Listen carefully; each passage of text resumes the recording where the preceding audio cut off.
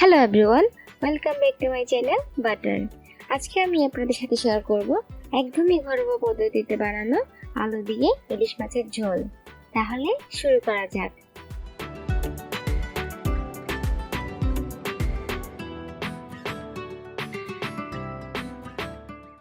এখানে 7খানা ইলিশ মাছ নিয়েছি। প্রথমে নুন হলুদ দিয়ে মাছ মাখিয়ে নেব। হলুদ দিচ্ছি 1/3 চা চামচ, লবণ 1/2 চা চামচ আর সামান্য মরিচ গুঁড়ো। মাছ ভালোভাবে মাখিয়ে এক সাইডে রেখে দেব।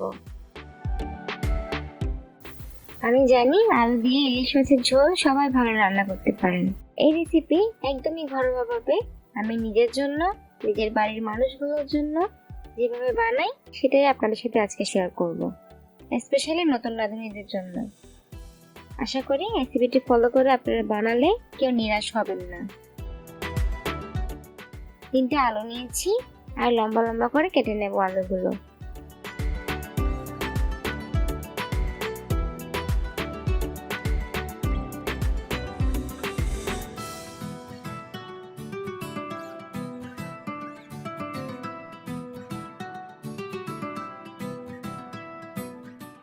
জল দিয়ে 2-3 বার আলু ধুয়ে নিয়েছি।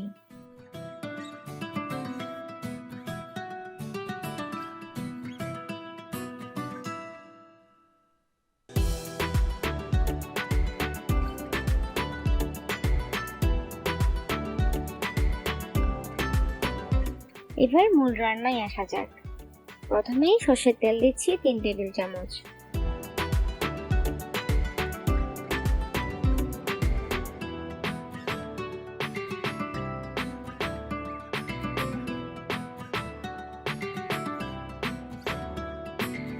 তেল গরম হলে কালো জিরা দিচ্ছি 1/3 চা চামচ।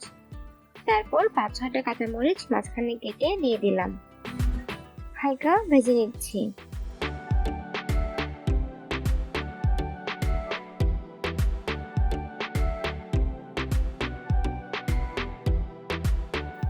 আগে থাকতে কেটে রাখা আলু, সামান্য নুন আর হলুদ দিয়ে ভেজে নেব 2 মিনিট।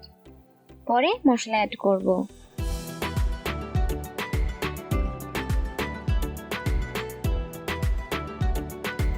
পেঁয়াজ বাটা দিচ্ছি 2 টেবিল চামচ, হলুদ 1/2 চা চামচ, মরিচ 1 চা চামচ,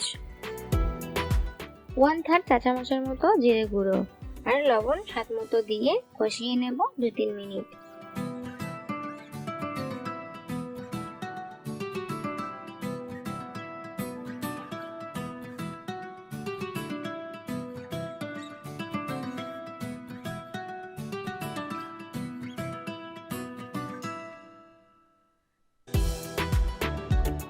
মাঝে হালকা জল অ্যাড করছি ভালোভাবে কষানোর জন্য। আর বাঙালিদের সর্ষে দিয়ে ইলিশ মাছ তো সবচেয়ে বেশি জনপ্রিয়। সর্ষে ইলিশের রেসিপিও কিন্তু আমার চ্যানেলে আছে, ডেসক্রিপশন বক্সে লিংকটি দিয়ে দেবো, you can check it out.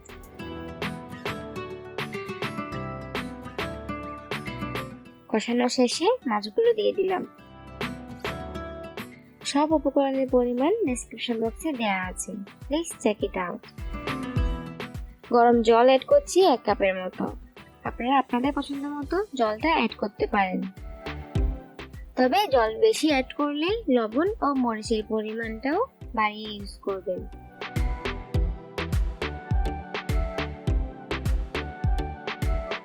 Dhaka দিয়ে জাল করব 8 থেকে 10 মিনিট। মাঝে একবার মাছগুলো নেড়ে চেড়ে দেব। চুলোর আঁচ মিডিয়ামে আছে।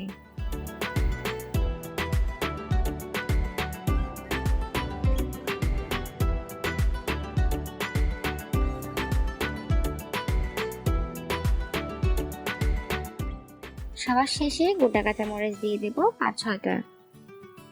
ইলিশ মাছ সেদ্ধ হতে বেশি সময় লাগে না, আর তরকারি যতক্ষণ গরম থাকবে মাছ কিন্তু ভিতরে ভিতরে আরো সেদ্ধ হতে থাকবে।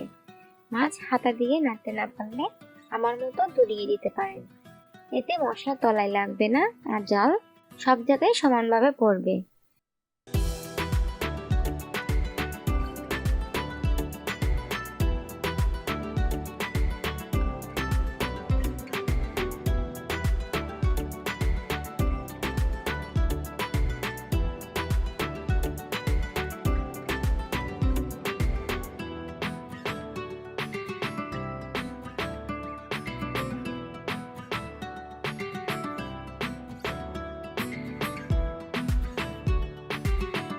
গরম ভাতের সাথে আলু দিয়ে ইলিশ মাছ খেতে জাস্ট অসাধারণ।